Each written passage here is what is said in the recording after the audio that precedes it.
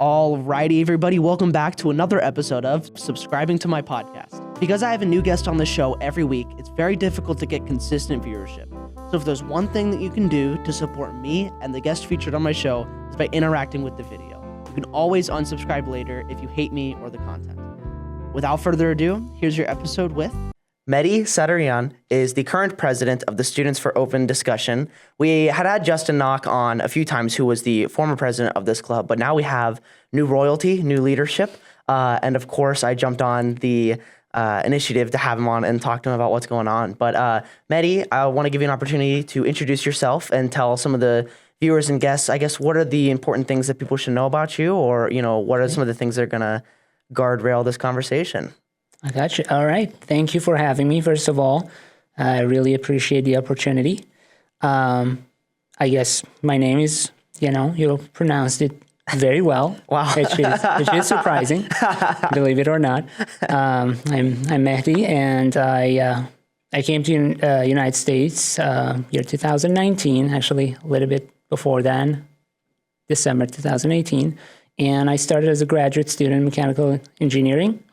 And then I joined for a PhD. So I finished out my master's, and now I'm a PhD student here. And I have been around different clubs, mostly, departments-driven clubs, like, data science club and whatnot.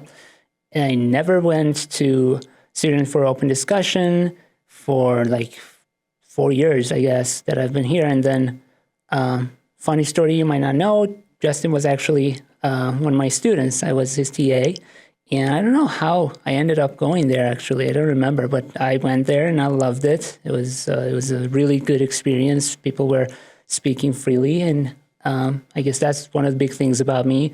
I do like, talking about stuff, just sometimes even in my own head, building two characters and, fighting over ideas and see if I'm right or not, or if I wanted to go the opposite of what I believe, how many points do I have in that, in that team. So, yeah, I'm a debater by nature, and I went there and people were free and super respectful, and everyone was welcome to share their ideas, and I loved it. So ever since I've been going there, yeah. Yeah, I mean, walk me through like your political journey. Like, where did it start? What interested you in like arguing, or like this logical like foundation? Like, what interests you? Like, what started this journey for you? So, thinking like this, I would just go all the way back to my upbringing. It's like everyone has a different upbringing. I had a religious upbringing plus political, I'd say, where family gatherings were not about, what did you do this week? It was like, what was the food? It wasn't about that. We were always talking about either ethical subjects or education, or like this, like political figure said this, what do you mean it means? How is it going to affect this and that, economy and whatnot. And I mean, I was a kid. I didn't have many opinions. I was just listening. But it just comes naturally to me, like, you just get together with some people and you pick their mind about how they perceive world as it's evolving, and not that anyone is right or wrong. It's just fun for me. That's why even when I don't find people to do that with, I just do it in my own head. It's just it's like solving a puzzle in my head. It's fun. Yeah, this is very interesting. Do you think that when your family was talking about these things, were they very respectful? Did they have kind of this similar mindset to you, or was the family more like fighting about these things? Trick question.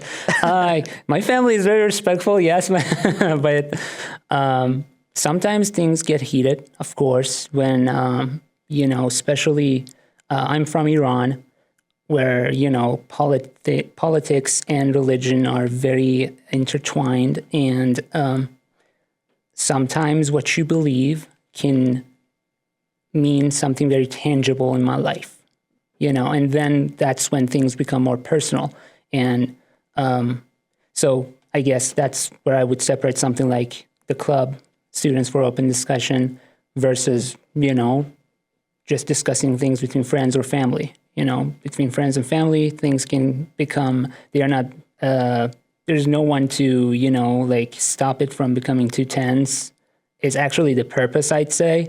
Sometimes you want to find those sore points and you want things to actually heat up, not in open discussion, not on campus. I wouldn't say that they serve the same purpose. But yeah, sometimes things would get heated up and people would just call each other out. Like, you believe this means exactly my life is going to be hard in this respect. So why do you believe this? And then push, And I wasn't ever one to shy away from that either, because in my mind, if the person in front of me is pushing me and I cannot really hold my position and have good reasoning, it means that I haven't thought about it carefully enough.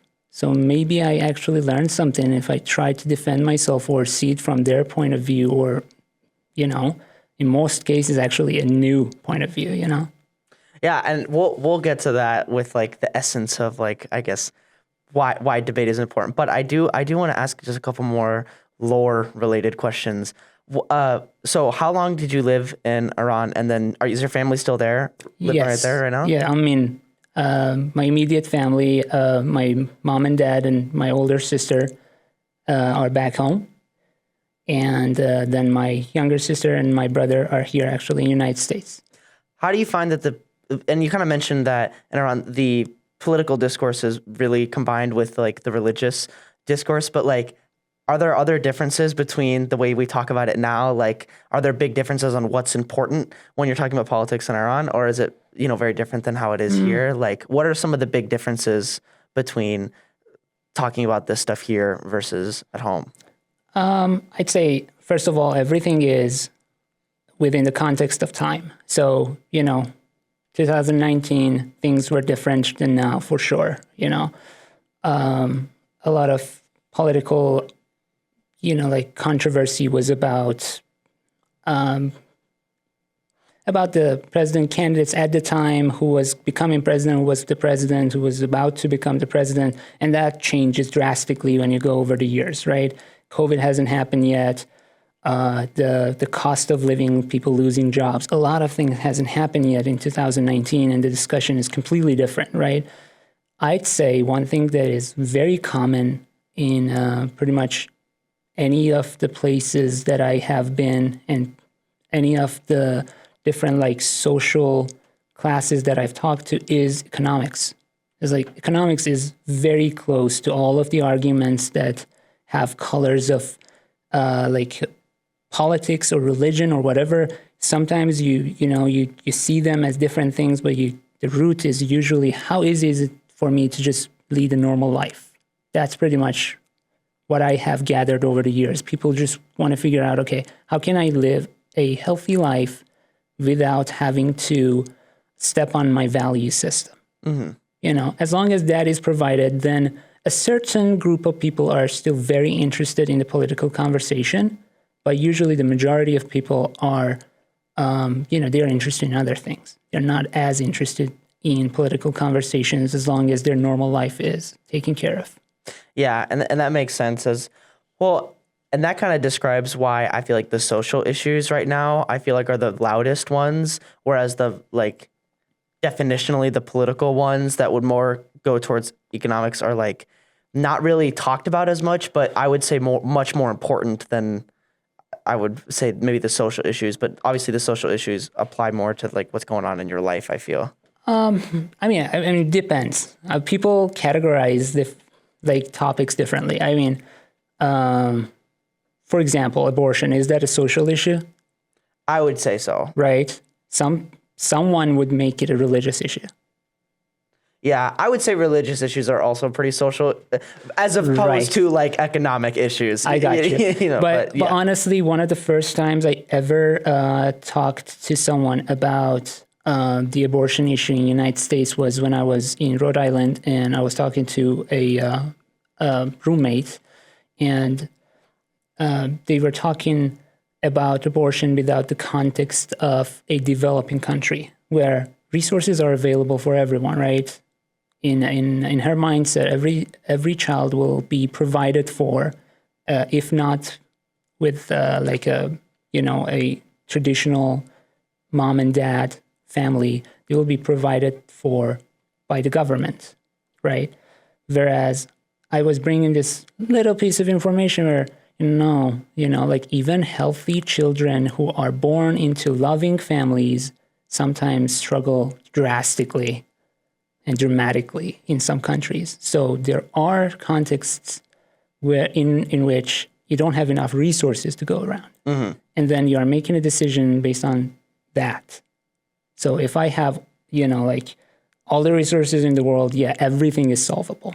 But if I have all of these limitations, what is the best choice now? And that, I guess, is part of, me being an engineer. It's like someone the other day was asking, like, why this internal combustion engine is working this certain way? And the answer was like, because they didn't have enough time to think better. Yeah. Like there is a production date. You have to come up with an idea that works within your budget, within your time, and everything, right? It has to fit a lot of criteria. So, on a ideal sense, a lot of conversations are easy you can come up with solutions way easier. But when you have all of the limitations, resources, time, I have had, I've never actually met this kid, but I had this story from my aunt where she's a manager of like a governmental, but also, so it is in Iran, and it's both personal funding coming in, charity funding coming in, and governmental funds coming in for children who were essentially left, And this kid comes in, and this kid is already in withdrawal from many sorts of different drugs because his mother were on many different things. And it changes your perspective on a lot of things. It's like, this kid is going to grow up in a system that doesn't have enough resources to go around, and they already they have so many things wrong with like in their way of success already. Like they are not even starting at the same start line as people who were left by their parents. It's like they're starting 10 miles behind them, like pretty much a junkie kid. Yeah. Like, it's really harsh to talk, even to like conceive it. But when you actually meet one and like, wow. Yeah, I mean, it's a huge perspective thing too. And people will say this about like the politics here where like some of the essence of like what poverty means here is so different than what it means in like other countries, and like what that means, like even the term like starving or like food insecure is just so wildly different here than it is in like other places. And I feel like that super changes the conversation. One of the areas that I expected it to change the least, though, would be in abortion. I feel as if the argument that I hear with that is some sort of like religious or moral argument on like, is it murder? You know what I mean? Like that's where like the basis is. And then like after that step, the rest of the things kind of get solved. Right. You know what I mean?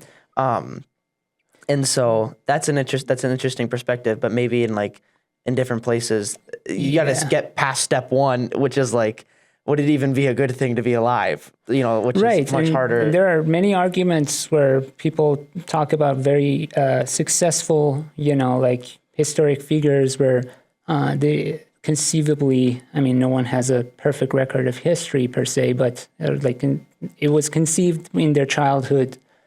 The parents were conceiving, like aborting them, and then they became one of the most important people that, all humanity is looking opposite, right? There's always that argument, but it's almost like arguing that quitting college is a good thing because Steve Jobs made it. Yeah. Like, what are the stats on that? How many people quit college and never made it, Oh, yeah. So it's, it's hard to know the truth. Yeah. Well, anecdotally, it's just difficult to hear these things, but it tells a decent story, but I feel like you can base an idea off of it, but you have to have something else, Right. And that I feel like that's where the challenging comes in. And I wanted to talk to you about like the club and what it means to you and like what you bring to it. So like broadly, what do you feel about the importance of open discussion? Why should we be talking about things? Why should you have a club like this? Why is open discussion good?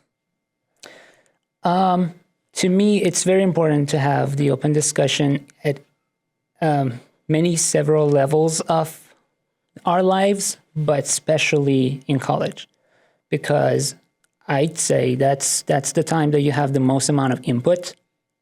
And usually you think you know stuff, but you don't really know them. Like, I don't know if you ever seen those pictures, like, okay, when you are actually reading a text, you're just getting 3% of it. When you are looking at it, you're getting whatever percent, and it goes up and up until you get to teaching. When you're teaching something, you actually learn a lot. And I have experienced that recently, becoming a TA myself. It's like you think you know something, and the second you start explaining it, people ask questions, and like, I never would have asked that question, and you just try to figure out how to answer these questions, and you really learn about them. So, you've got anywhere from 18 to, myself, 33 years old people coming in. They are actively learning, reading things. It's not the typical thing in your life. After a certain point, you just work, you rinse and repeat. And it's not something that I want to become, but I am also not going to deny the fact that at some point you want to go to a, like a process in which, like in a stage of life in which you want to form your family, you want to work steadily, you want to have a steady income.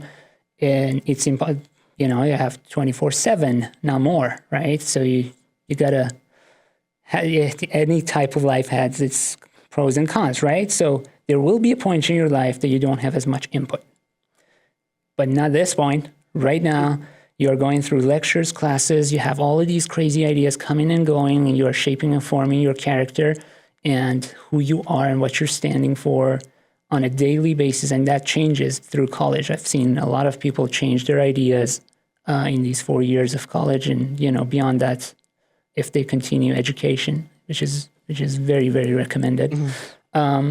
But when you come and have an open discussion, you actually put your ideas on the table, and if you are like me, you would love when people actually critically look at your ideas and they tear them apart. Not that open discussion is like that, but if I can find someone to do that for me, I call that person my friend,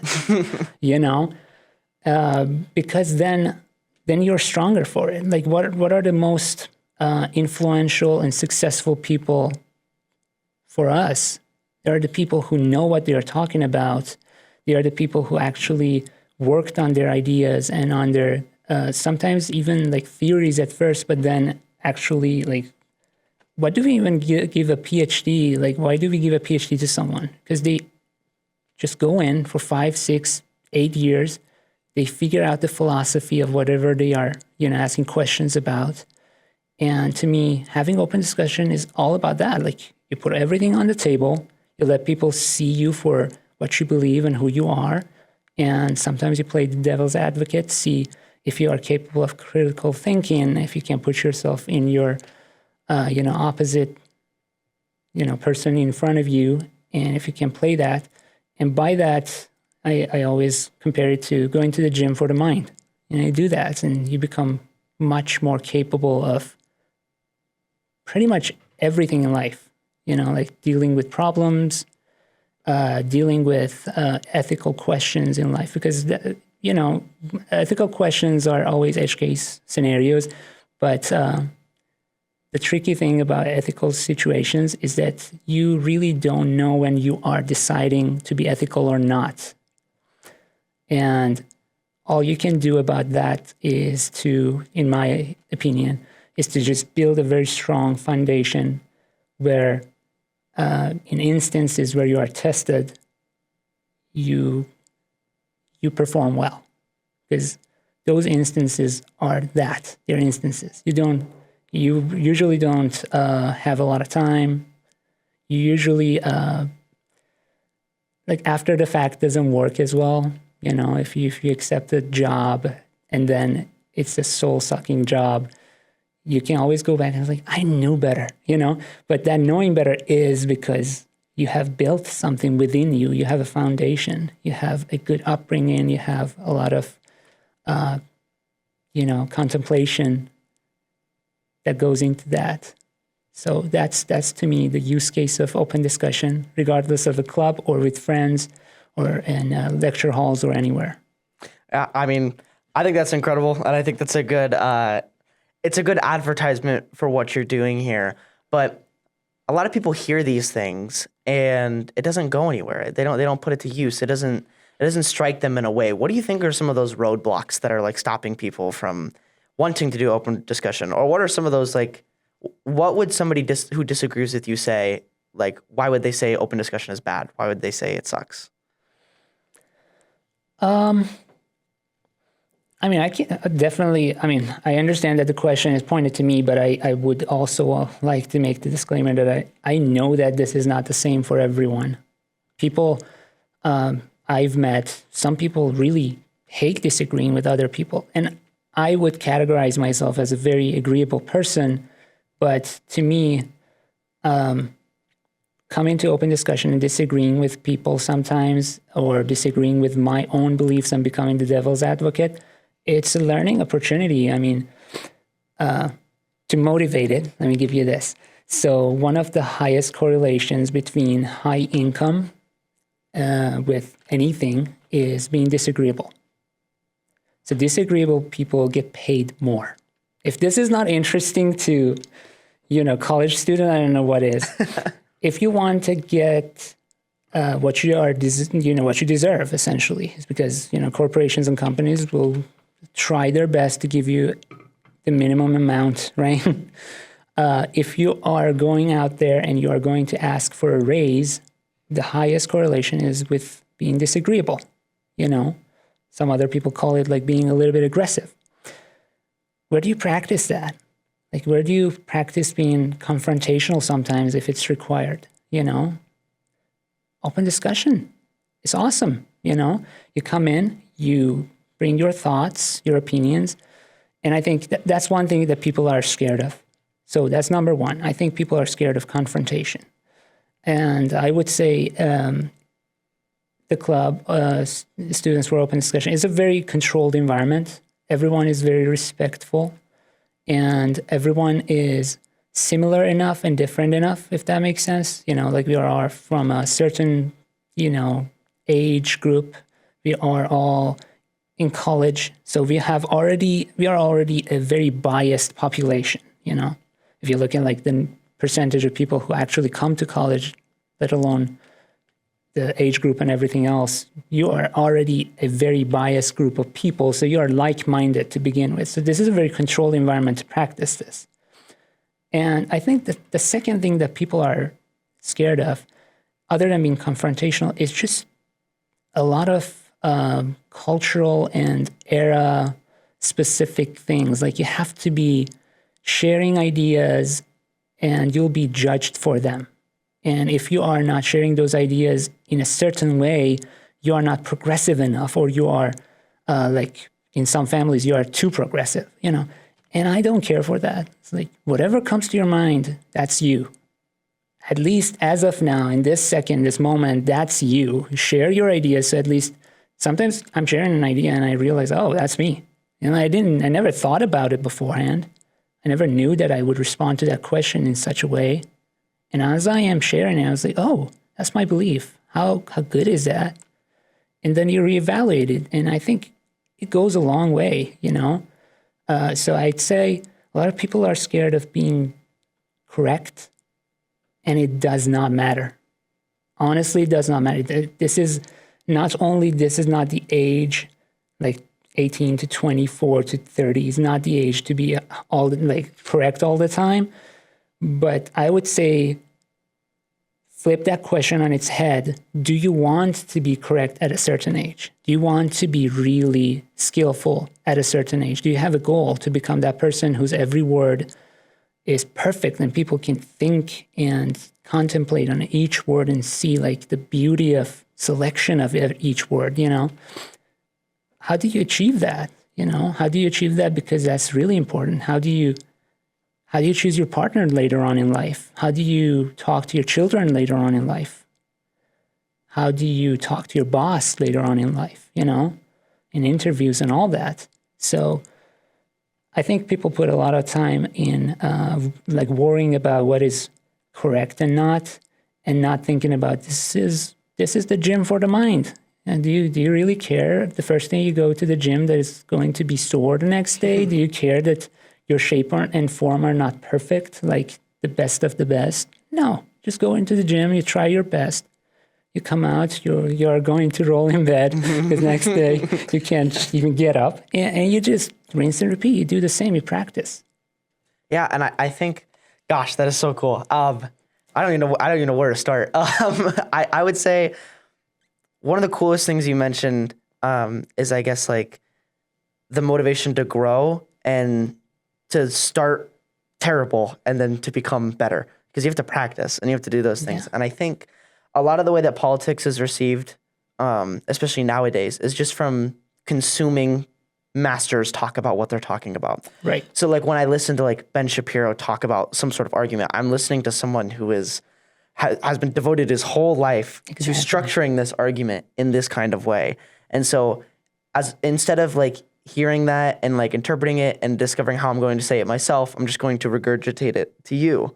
And if I can't regurgitate it in the same way as him, I'm probably just not going to even bother. Like, I'm not even going to try to tell you because I can't do it the way that he did. Right. Or if I do it and I get it wrong and you ask a question, I don't even know if I'm prepared to like answer you.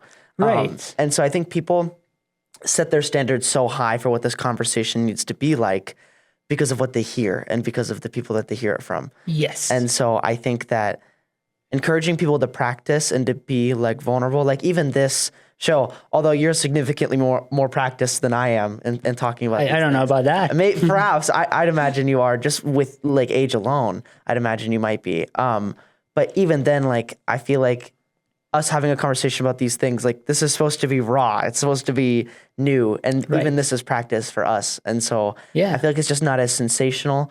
I feel like it's also not as like practiced and people are really scared. So I really think you hit a very exceptional nerve when you're talking about practicing these things and the importance of like building that debate muscle. And going back to the disclaimer, not everyone thinks the same way. The first year that I got here, I was like, okay, this is English. I've studied it for many years. My mom is an English teacher, but still, this is not my native language. I can be very, very meticulous with my words in my native language, but I wonder if I can do the same in English, right? So what's the first thing I do, me being me, is like, okay, these competitions, you have to have a pitch. It's going to be 90 seconds. You can't really make a mistake. You don't have time to make a mistake. So just develop an idea, over 3 days or whatever the competition asks for, and you go in front of a panel of judges and you've got to present it in 90 seconds. It was terrifying, honestly.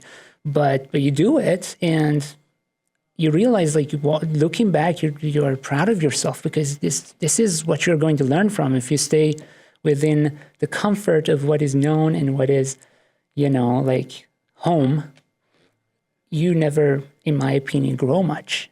So, if something is hard, if something is scary, just flip it on its head. Think about the growing opportunity that it is.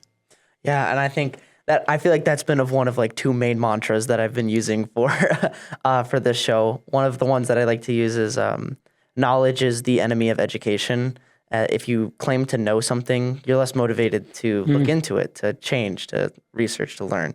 And then also like comfortability is also the enemy, just generally. You should try to find comfort in discomfort. You should try to like push yourself to be better than you are today. Right. And that's similar with like the growing opportunities. When you are running Students for Open Discussion, how are you implementing these things? Like, how do you discuss these things with, the people in the club? And then what rules or like things do you try to do to make sure that this is used in Students for Open Discussion? So the first thing that we always mention, especially like if every member who's coming in that Friday is, like old members who's been coming to SOD meetings for like 3 years, maybe I would just mention like, okay, the guidelines, everyone knows about it, but the guidelines are on the website. It talks all about what is within the policies of the university as a whole, what things are off limits, which is pretty much minimum stuff, right? It's like you have freedom of speech, but you can walk outside of the Constitution. And then mention that like if anyone's like in the club, if any two members are going back and forth over an extended amount of time, usually the practice is that we break that up. We don't want things to become confrontational, but also as the president, I would say Justin would have done it a little bit differently. I just read body language pretty much. Like, are these two people having fun, or is this becoming uncomfortable? Because that's not the purpose of the meetings. The purpose of the meetings, we have we have a ball, and as long as you have it, you are talking, right? And no one interrupts anyone. No ideas are off limits. Usually, it's the case that if everyone is agreeing on the subject, someone will pick up the devil's advocate role, so that the discussion is more, Interesting. Interesting. Is that somebody you? Actually, this last week it wasn't me. Oh, which wow. was, Okay. I was so proud. It was awesome. Proud president moment. Yeah, it was awesome. I was like, yeah, I know you. I know that you are not, you don't believe those things, and I know what you're doing, but I'm not gonna say anything. And it was fun. So yeah, we go over the guidelines, and it's all about being respectful and how we are going to keep it if two people are getting really heated about something. No like comment is made towards anyone. Everyone is just speaking their mind. So and we haven't had any issues with that, honestly. But it's just there for it's a policy, but it really never happens. People are very respectful, very open. And as I mentioned before, it is already a very biased group of people. So as the president, I usually don't even have to do like the optional things where like the conversation is coming to a halt, or we are talking about one subject and not the other ones. And I kind of like have to make the conversation roll. But usually that doesn't even happen. Like, conversation goes on fluently and we don't even know what time it is. And I was like, 5 minutes. I was like, are you sure? It was fun. And we usually actually stay after the meeting is adjourned. Like, members just staying and talking about different things. And sometimes we go for another hour, but everyone is like free to leave like during or after. There is no like, you have to come at this time and you can't leave until then, There's nothing like that. Usually people just enjoy themselves and they don't even realize that the hour is up. Yeah. What are some of the topics that you have had in the past, and then some that you're looking forward to or planning for the future? Yeah. So some of the ones that kind of attracted more members, there was abortion. There was the Israel-Palestine conflict that I think had one of the biggest attendance. We talk about pretty much anything and everything. And usually what we do is we have like intense subjects for like 3-4 weeks, and then we have a lighter subject, especially if we are getting closer to like midterm exams or final exams. We make it a little bit lighter, and sometimes we even do like outside of the meeting, we just do like escape room or something for fun.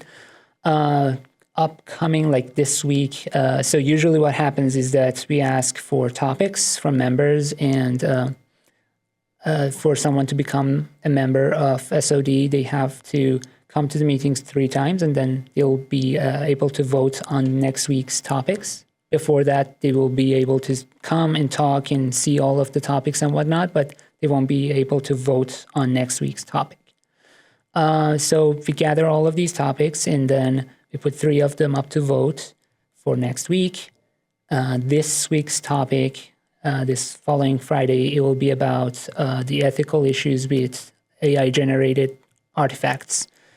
So yeah, that came out of the vote for this week. And last week we had a controversial one. It was about criminal charges, and I'm not doing the perfect topic. I can like pull up my phone and look it up, but it was like criminal charges for a president candidacy, what that implies for a democracy, essentially. Yeah, and those are pretty cool. I guess like, what do you find are the hardest ones to talk about, and then are there any personal ones that like you are interested in that you find like, do you ever struggle to not get like upset or like to not like really jump in or to like hold your tongue? Like, do you ever struggle with some of these kind of human aspects of conversations? Are there specific ones that kind of bug you more than others? I'd say abortion was really interesting for me. So usually it is the case that it's just 1 hour of conversation, right? It's open discussion. And usually it's the case that you come in with a set of beliefs and you leave with them. You just share them, right? To me, the abortion conversation was very interesting because I changed my position a little bit. I'm not saying that I chose anyone else's position, but I tweaked mine, right? And usually that's what you want from open discussion, right? And that was super interesting because I usually think that I have thought hard and long about my beliefs, but then you hear everyone's point of view and you're like, I've never thought of that, you know? Yeah. Can you walk me through that? I'm very interested, mostly because we've talked a lot about like growth challenge and these things. So like walk me through like where it was there like a specific thing that changed it, and then how that kind of changed the perspective? Yeah. So I come from a Islamic upbringing, right? In which abortion is a big no, right?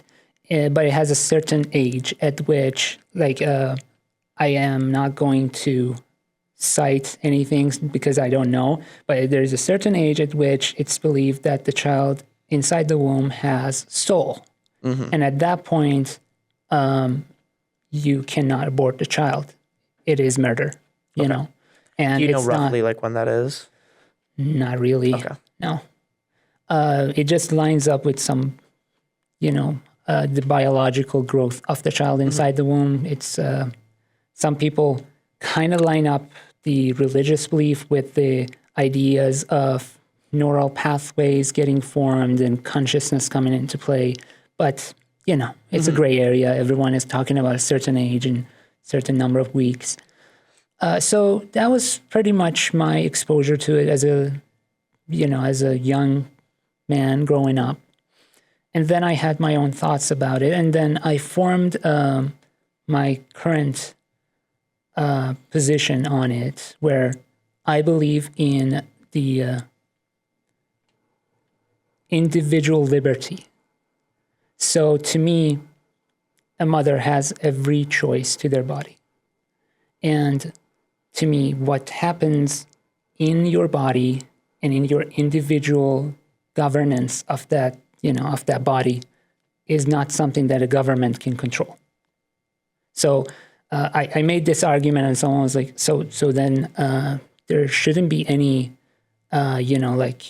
vaccination, forced vaccination. I was like, yes, that also goes with it. It's your body. You choose what to put in it. You choose, just like you choose what to eat, just like you choose, pretty much anything else, and no one can enforce anything on you. And then I made the argument that with the vaccination, the argument was that if you want to be part of the society as such and such, this workplace, whatnot, you have to do this. These are the conditions, So we had a conversation about that. And I mean, it's not final in my head. So still on abortion, on vaccination, on all of these issues, I have conversations with people and I change my position. It's a dynamic thing. But in the SOD meeting, I was talking about my point of view, which is strongly still the individual liberty. But the perspective of the child, which is a lot of people's argument for, not aborting the child, is like that, yeah, you have another individual liberty within the individual liberty, right? And who's taking that child's side? And I've heard that argument before, but then some other conversations came out where you are talking about a growing medical system where a child used to be able to live outside the womb at a certain number of weeks, and now that number is decreasing. So you can have a premature child at a lot younger age and still make it, to the full child that it will become outside the womb, right? So that makes you think about it. It's like, okay, the mom can have their individual governance of their body as well as the child. Now what's the argument, So it makes you think, and it makes you read more, and it makes you humble. Yeah. It makes you so that you can actually listen. Just don't go in to convince everyone and just push your ideas on them. Just listen and share your own and figure out that it's not complete. So did that change come mostly from like thinking about it as opposed to the perspective of like the child, and it came from more like you're starting to appreciate the liberty of the mother more, like of the person more? Is that kind of like, I guess, what kind of activated that? Did someone say something like in regards to mother's freedom, and that kind of like hit something for you, or like what was the... So I was off the... So, okay, I would say this. I was... which happens a lot with me, and I'm sure a lot of people will have the same feeling. It's like you take a political side, and then whatever they say, you just offload your thinking onto them, right? It's like, okay, the Democrats say this, and the Republicans say that, and I don't like a lot of things about this group, so I decide whatever this group is saying is correct. Right? And in the meeting, what happens is that, this was something that I was offloading. Even though I thought I know enough about it and I thought hard enough about it, when a bunch of my Republican friends are making these points, it make a lot of sense. Yeah.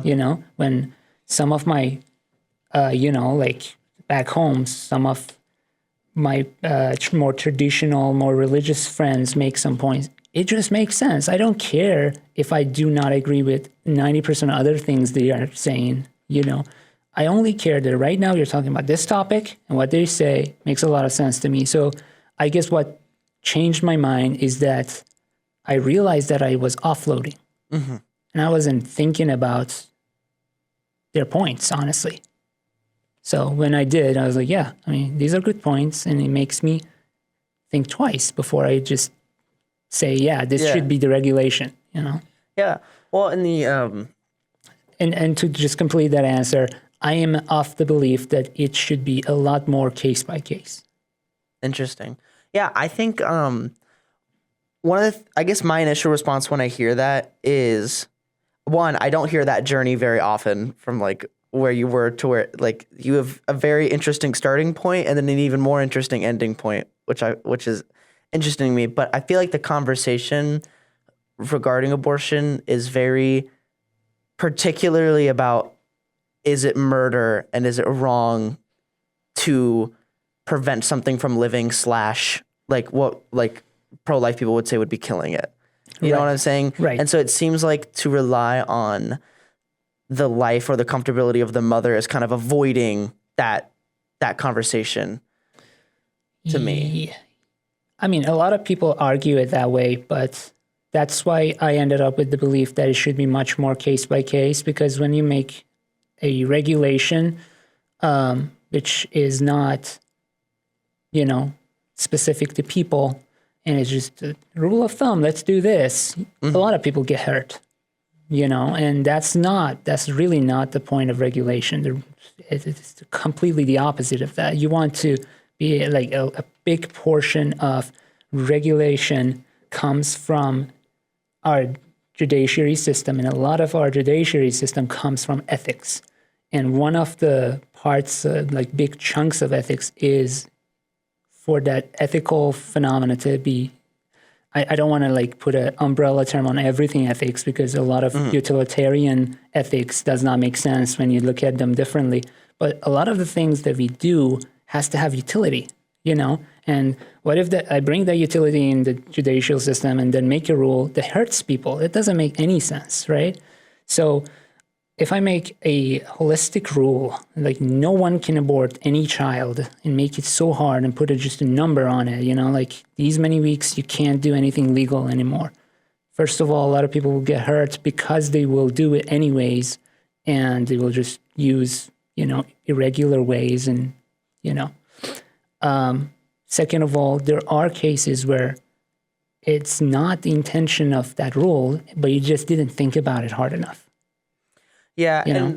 and all that stuff is true, but I think you got to like put yourself genuinely in the most pro-life mindset that you can. Mm-hmm. And so like the alternative is a genocide.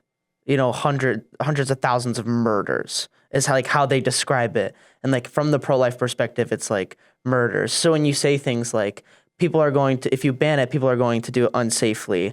Like, let's say 100,000 mothers die unsafely because they circumvented. You still saved 700,000 lives of, you know. Yeah, I see your point. So you got to see it from like that. And that's kind of the same way with like putting a ground rule on it will influence, like will hurt people. Will it hurt more than the theoretical 700,000 babies saved? So right. I guess like my criticism with this isn't necessarily your conclusion. It's just like, you got to make sure that you're attacking it on the point that people would perceive matters, because it doesn't, I don't necessarily know if you're talking about like the ethics of performing an abortion versus the like societal impacts. You know what I mean? You've kind of answered it and then gone past. So what I will say is that when I say it needs to be more personalized, I mean, when you talk about like how many lives will be lost, I would argue that the definition of life. Well, yeah, and Right? that's kind of what I'm saying is like you can't start on all of these things like women's choice, like societal implementation. Like you have to get over the very large hurdle first of is it life? And then in my opinion, all those things kind of solve themselves. So like if it isn't murder to do that, then like, yes, you should do it on a case by case basis. Or like, if it isn't murder, then like it is a woman's choice if it isn't murder, because it is just part of the, those are the answers that get solved once you solve the ethical dilemma of is it a life, it's you know? incredibly complex because it's very subjective. It's like, okay, throwing a cell away, is that murder? 2 cells. Is that exactly? Yeah. right? Like, like where does it start? And then that's what I was arguing. Like some people put, you know, neural pathways. It has feelings. It's going to be hurt. You know, it has a consciousness now. And then more religiously, like it has a soul in it now. It's a person. You know, like where is that line exactly? So it's really complex. And I guess one of the things that, you know, when you discuss about it and talk with different people about it, is like you appreciate that because everyone sees that a little bit differently. And but going back to when I said what is life, right? Is it life if I can't have control over my own body, right? Someone might say yes, it is still life, even if I was born in the prison and was, you know, moved through prison yards and back to my cell for 90 years, it is still life. It's like, I don't want to live that life, right? But to me, I guess I'm weird. To me, it's like when someone does, for example, steals something, or the worst kind of stealing, kills someone, right? To me, it doesn't mean that they just stole one life. They also stole their own, their life as a person who was the image of greatness, and they had the potential to become everything and anything, is crumbled, you know? So that's how I see it. Like a lot of bad behavior and bad action destroying someone's trust to me is killing something. Yeah. Well, yeah, and that's what I say. I don't necessarily like, I don't necessarily. I'm not presenting a position on Right. your position. It's more so that like, it's important to me that the conversation is accurate to what people are actually talking about. And I think that's kind of what you're getting at, where like the deepness of this, I feel like you understand a lot more about what someone believes when you have that conversation about what is a life. Yes. Versus the very obvious things, or it seems obvious to me that like, no, you're not trying to restrict the rights of women. Like, that's not like what your goal is. You know, Right. be like, this is good because women can't do things. You know what I mean? Like, that's Right, not right, the right. goal. The No, conversation is very obviously like, Yeah, no, I mean, that polarity, it just, at least it doesn't have any place in my head or from what I conceive in open discussion. Like, I don't even appreciate it. Like, me taking some position, meaning that you have to be the opposite of what I believe, is not like that binary system to me is, it still comes out in my language sometimes, but I don't believe it. Like, things are spectrum. Nothing is 0 and 1. well, and that's what I think you presented so well with like saying that the opportunity is for growth. Like when you put yourself in the mindset that we're all kind of beginners or we're all practicing, it makes it really easy to not interpret people as monsters or like enemies, Right. And so I think that polarity is really important for people to keep track of. That's where I say that when you're regurgitating the information you hear from a person who gets paid to Right. say what they do, like that's, you know what I mean? And I understand why they do it. They are looking for popularity. It's a popularity contest, and usually extremists in that sense get more attention. Like, just look at the population. Like, you have so many people in the middle, and then you have the tail ends, right? And the tail ends get all the media, right? Yeah, right. So it's biased by nature. Like, of course, you got Andrew Tate, giving ideas that are to me so dangerous. It's like, what are you doing, and why so many people are watching you? But he's extreme and he attracts. I get it, but I think that's all this is about. Like, you build your own critical thinking procedure by which you look at news, you look at different, you look at BBC, Fox News, you look at all the different outlets, and you use your thinking and decide, okay, this one makes sense. These other ones don't. I don't care that they are from like a 100-year-old institution. It does not make sense to me, right? You just gather your information and you have a very capable mind of taking positions, and you just talk with people.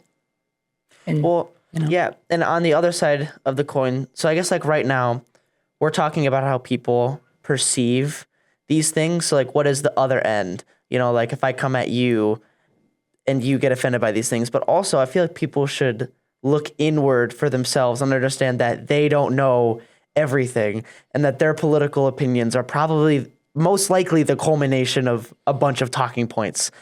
And I feel like people should look within themselves and put their own filter on the things that they say. Like, I really try to say the words I think, I believe, I've heard in Right. front of every political statement that I say, not because I'm like trying to be cautious. I don't care what people think, but it's because I shouldn't have that level of confidence to just say that this is fact, because the chances of me knowing Right. the truth just because I'm so awesome and well researched, Right. super low.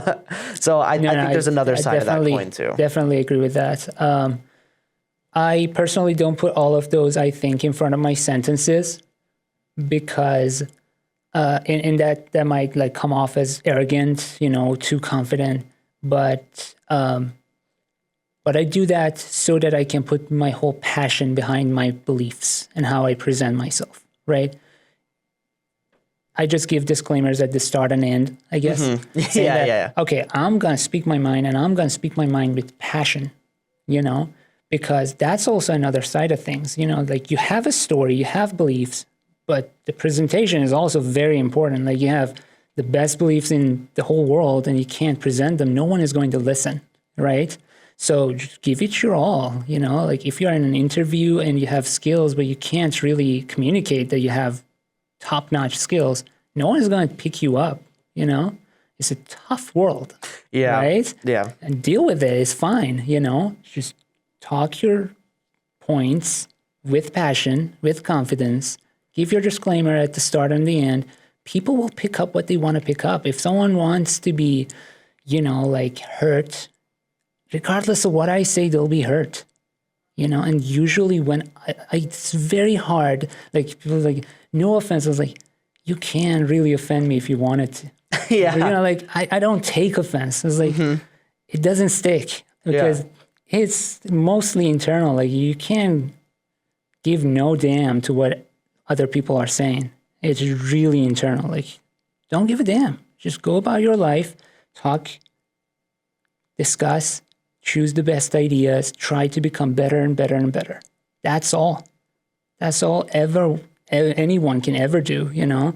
You have the best of beliefs as you can, as of this moment. You speak your mind, and you just accumulate good ideas, and you build yourself up. That's, to me, the purpose of, like, the best way of living.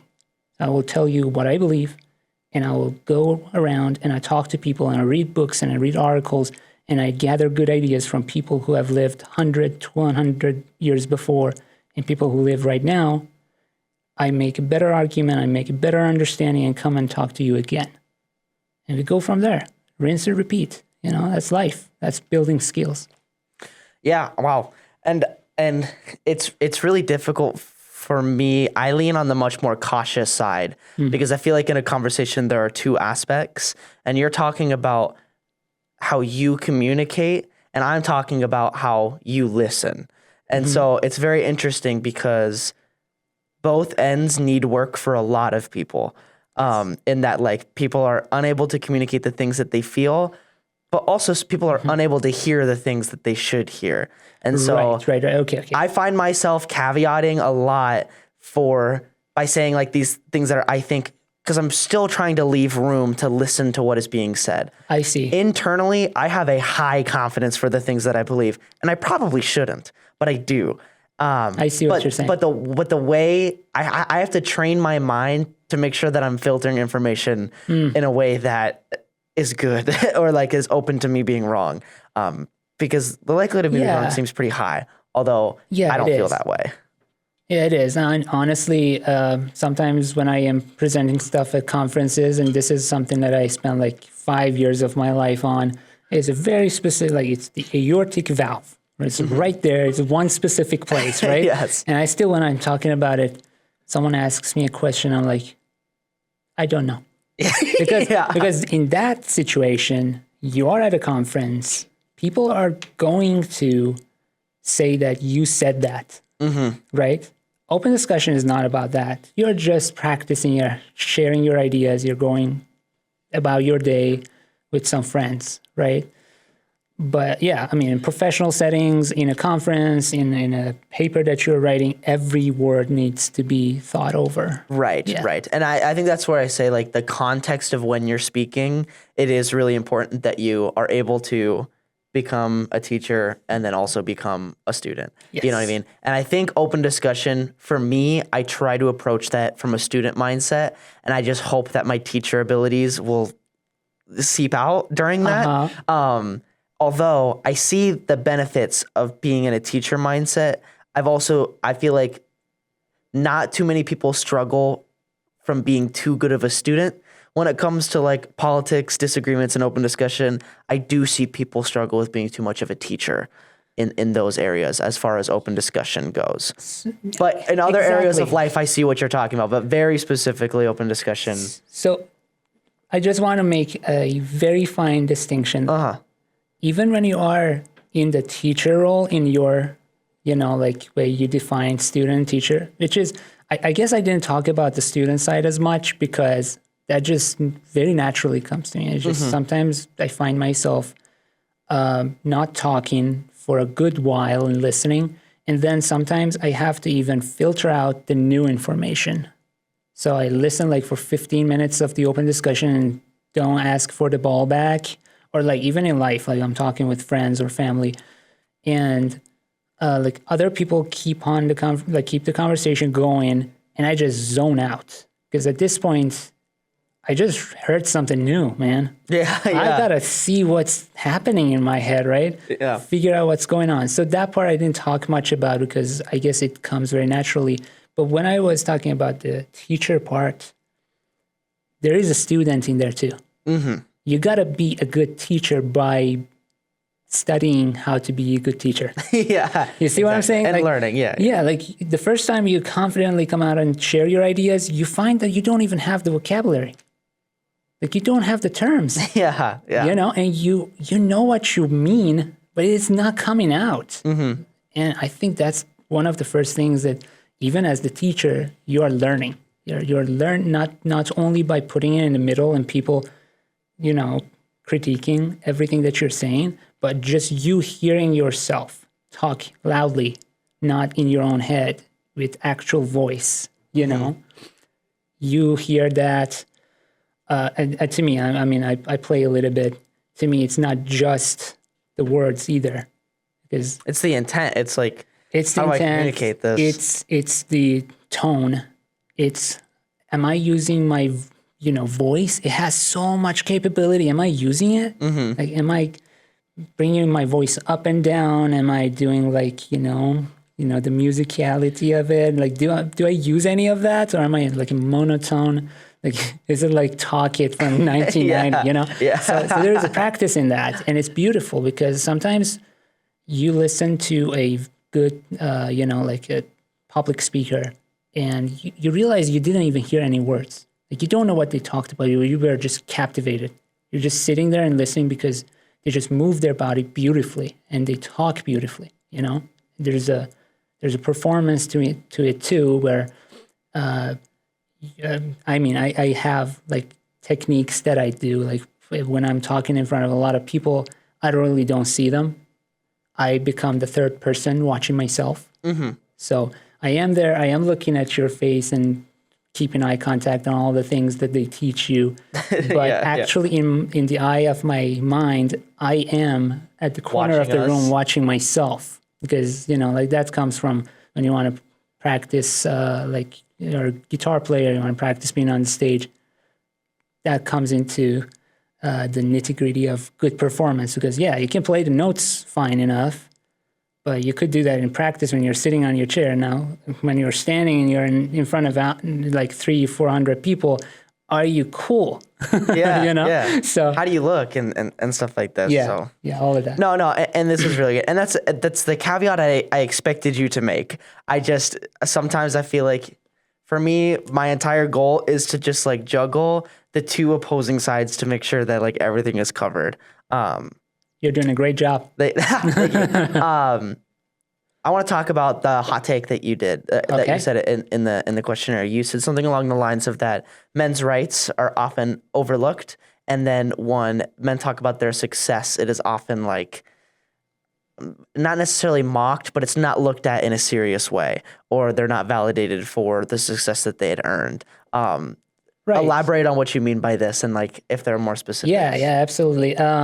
So one thing that happens when you talk about men's rights is like there's this reaction, as if like you said that sentence, and by no means you said that you are not all about women's rights. Those two things can coexist, right? But the second you say that, first reaction you usually get is that, why do you hate women? It's like, no, I don't. You know, I have a mother. I have sisters. I love women. Like, right. There's, you know. And the other reaction is that, what issue? You know, like, so you get these two major reactions where one is like, talking about men's rights means the opposite of talking about women's rights. And the other one is like, someone saying that, what issue altogether? It's like, yeah, I mean, men's suicide rate is 4 times as much as women's suicide rate in the United States. And that's, you know, like a very big difference, right? And, you know, there are studies about it. The reason is also very interestingly weird. Most men who contemplate suicide or, you know, commit suicide, they talk about feeling useless, right? And it's like, what is it that a lot of men in our era, 4 times as much, and it's a huge number, it's 40,000 people per year that we are losing. And this is like adult men. These are like, from an economical standpoint, workforce. From a human perspective, this is like immense problem, right? And you're losing that many people feeling they are useless. Why is it that they feel useless? Like, it could be a million different things, but if they had a good position in the society, if their job would make them feel like they are helping the society, if in their family, with regards to their partner or children, they felt like a very important role as a father, very important role as a husband, or otherwise, would they feel the same way, useless?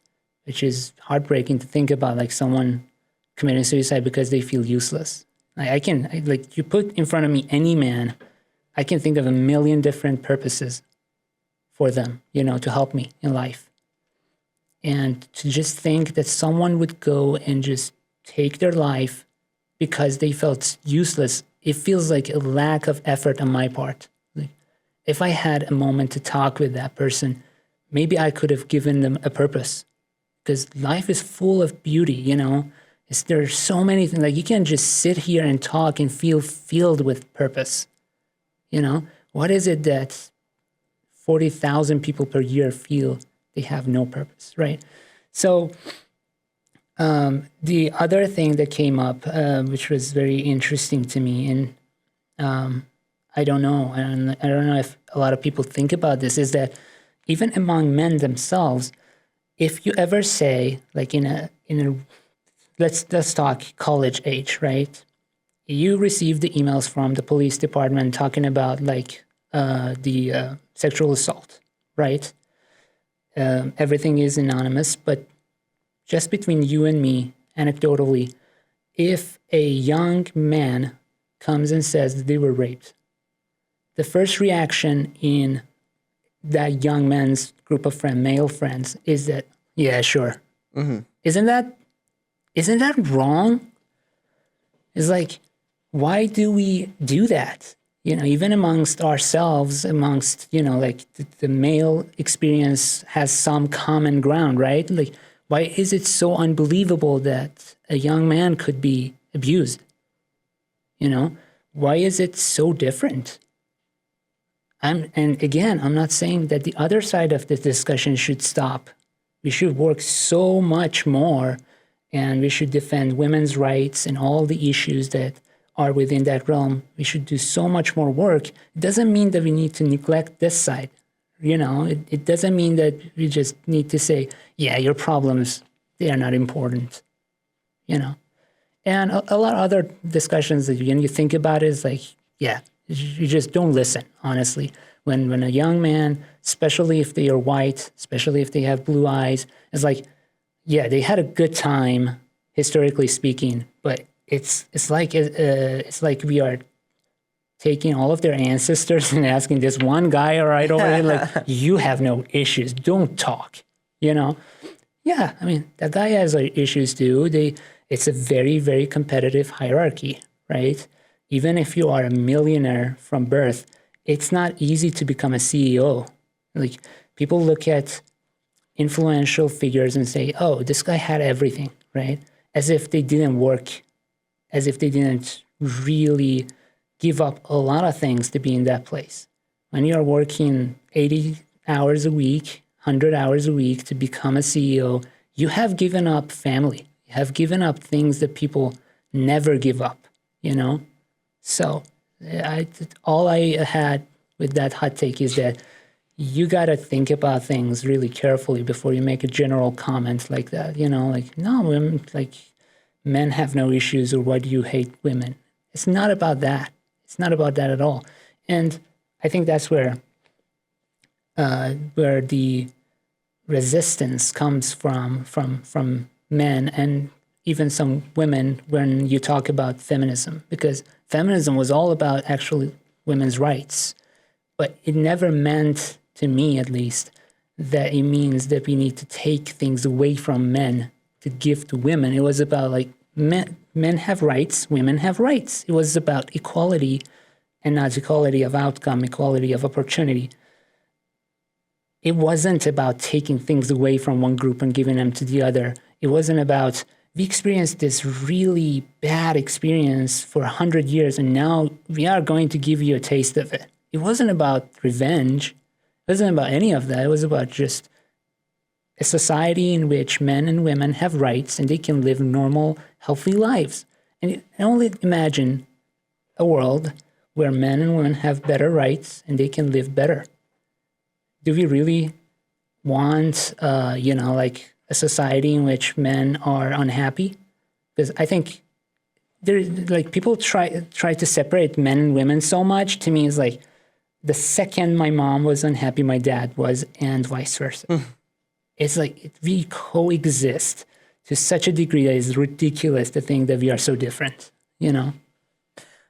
Wow. The conversation is difficult mainly because of what you predicated at the beginning, and that like when you hear something about men's rights, you are automatically assuming that we're talking about the inverse for women's rights. I do think that the conversation around men's rights has become a lot better with time, like especially the last 10 years.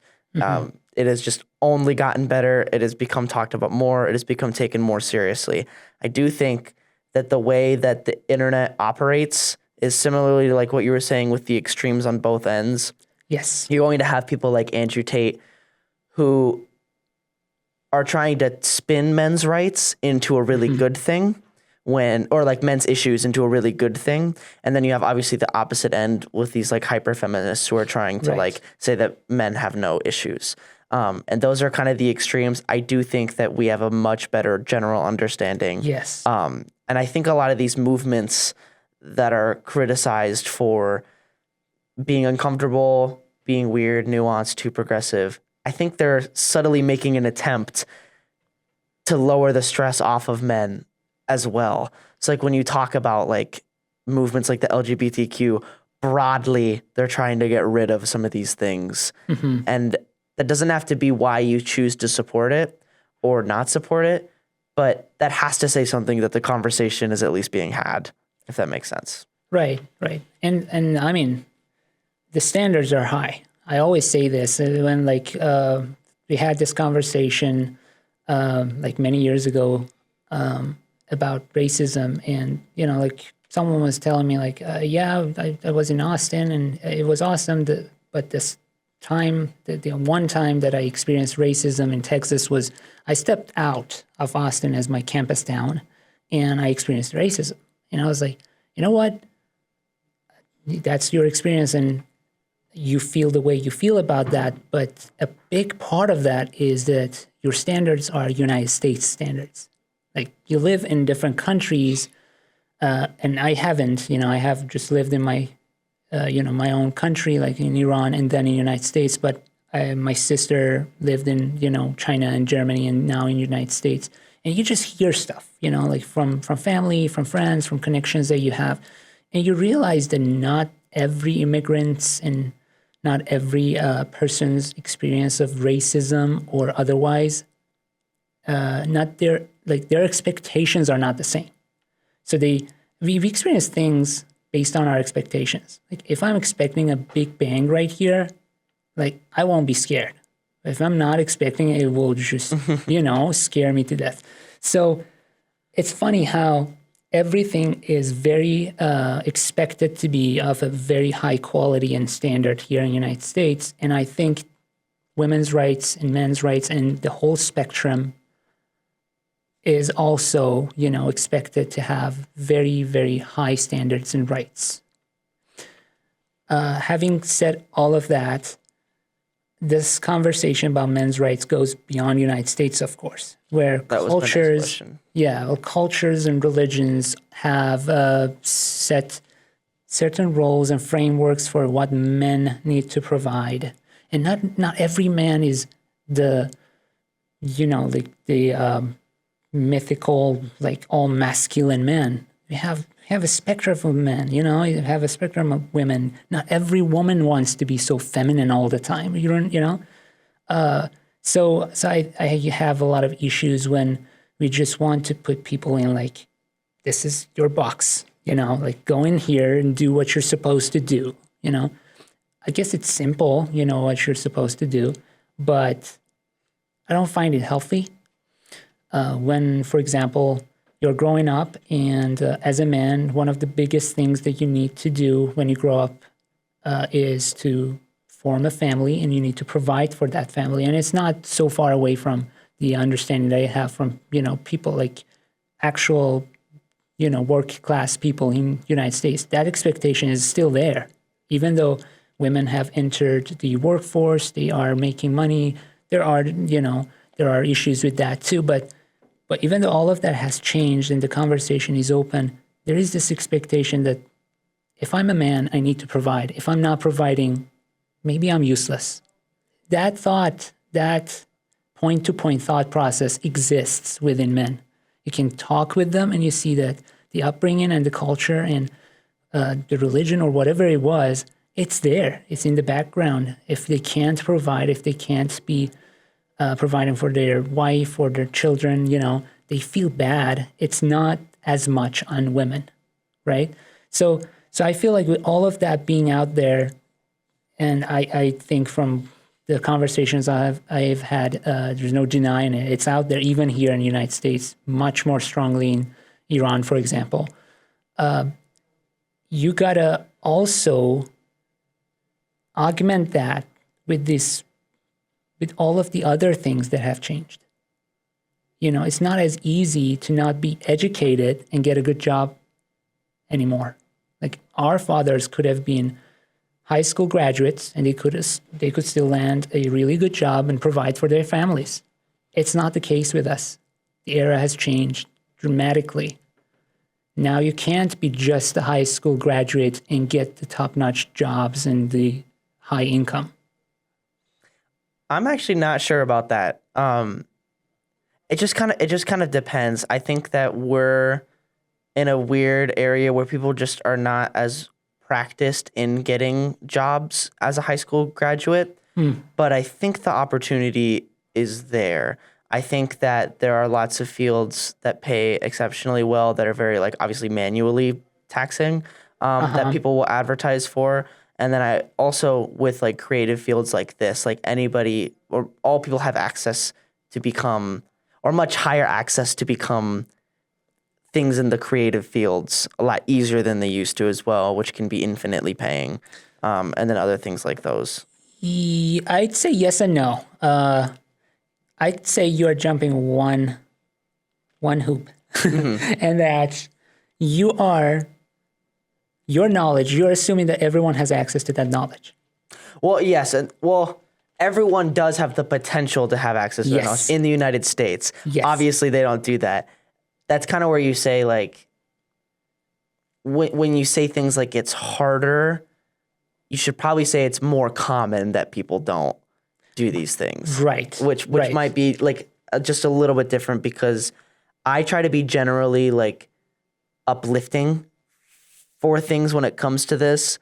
And I feel like there's language that you can say that put you in kind of a defeatist mindset, whether you think it or not, you know, and stuff like perspectives like that, I feel like are different because at the same, this is what Andrew Tate did exceptionally well was that he would say things like, you have the potential to own 5 Bugattis, you know what I mean? Which is ridiculous, but it at the very least motivated people to push forward. Yeah. No, I understand that, you know, if you set your mind to something, honestly, you just keep going. You don't really need, you know, like to go to college to figure it out. You can become very skilled in what you do, and it can be anything.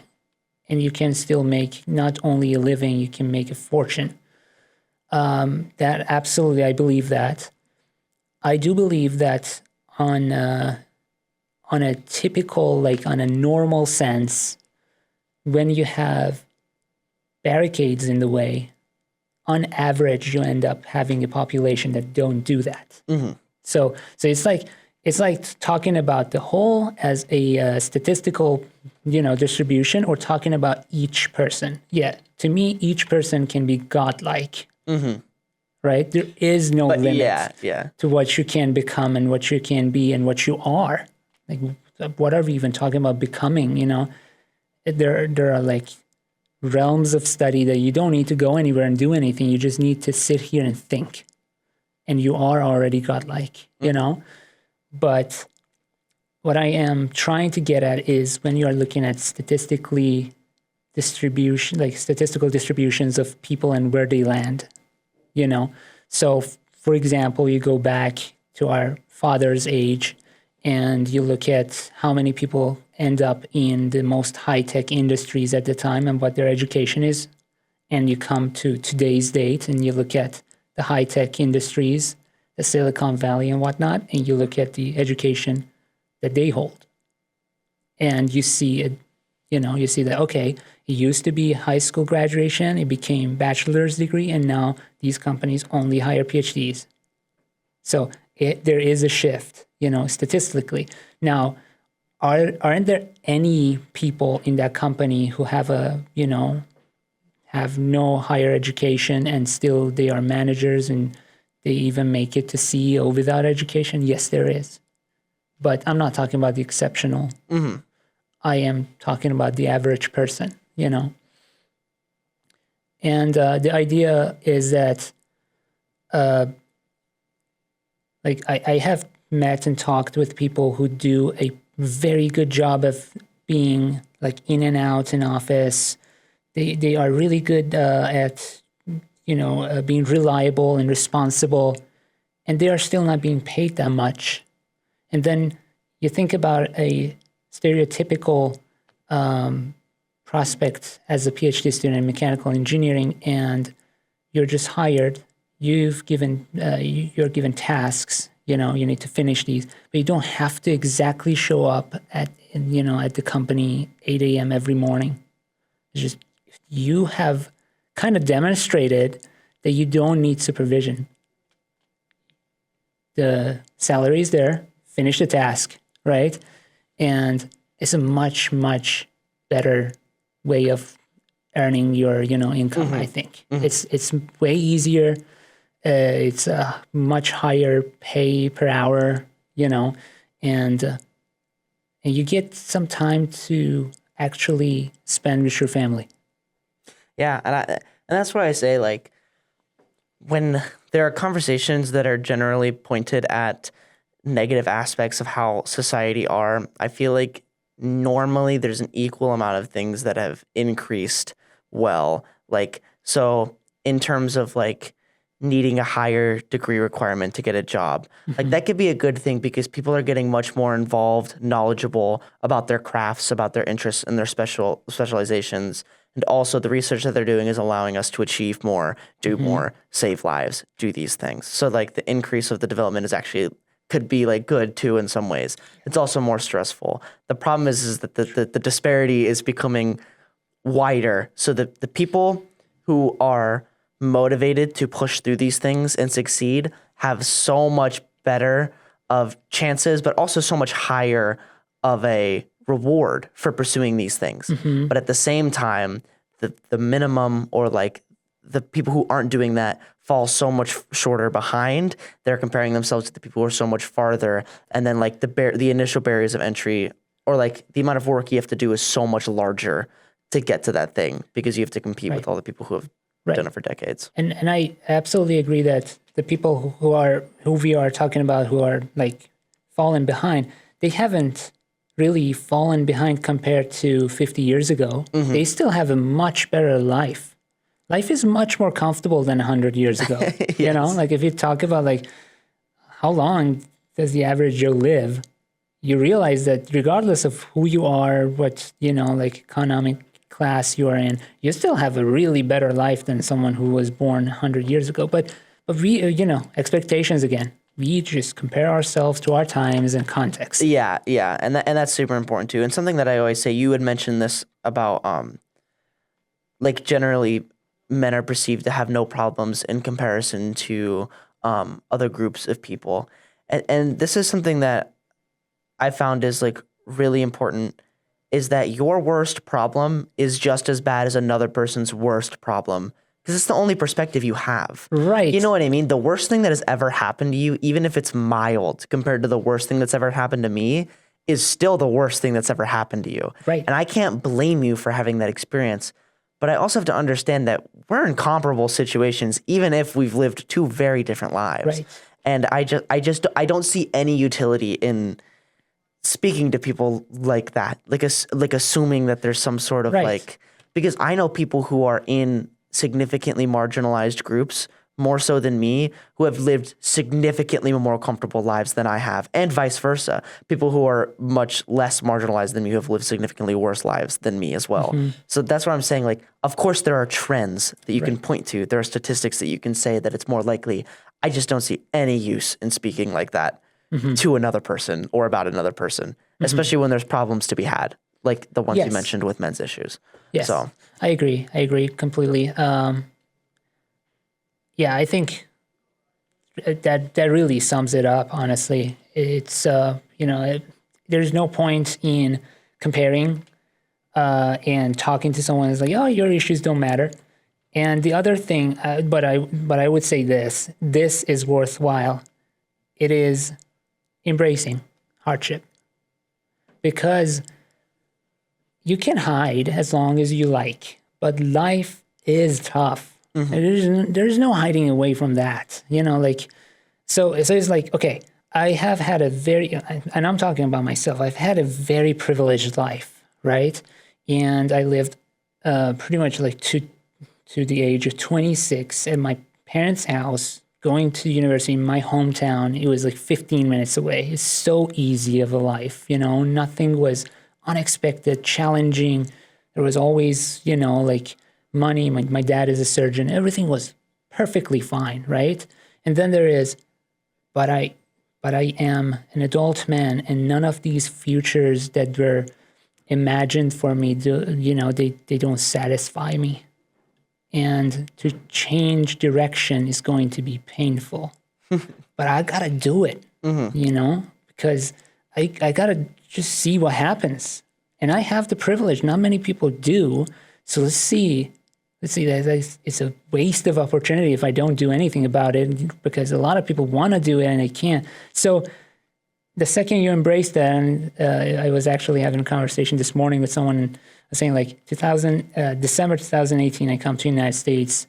End of 2019, December, I go back home. Most of my friends and family are like, you have changed. And I was like, yeah, it's been a year of going in to my office 8 a.m., coming out 11 p.m., just reading.